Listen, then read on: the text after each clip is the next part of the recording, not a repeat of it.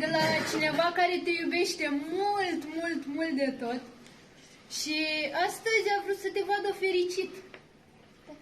Știi cumva cine ar putea fi acea persoană?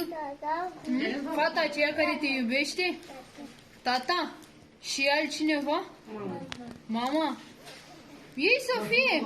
Păi la 6 anișori împliniți astăzi, n-ar putea fi vreo fată ceva vecină pe aici care să te iubească mai mult? Avem și fete frumoase, dar să mai joacă așa mai... La grădiniță, să spune o poezie cum e. David, uite, avem aici câteva daruri pentru tine.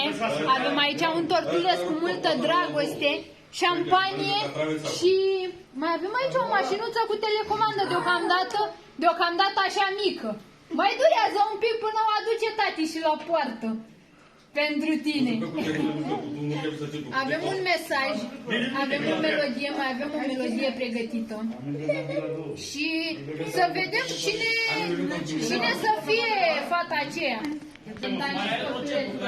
Demonstrezi și cei 6 anișori împliniți. Da? Bun. Hai să vedem atunci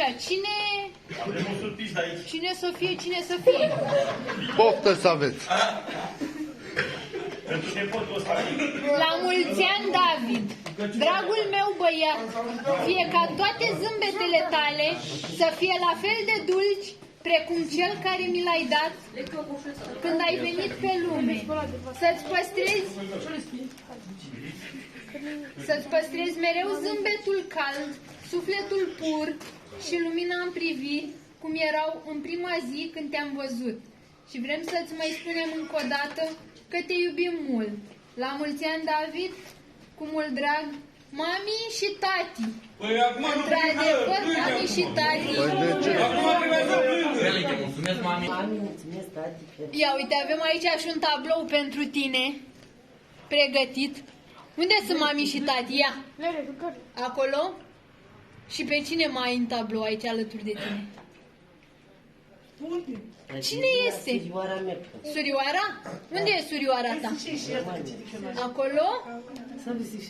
Și tu unde ești? Acolo?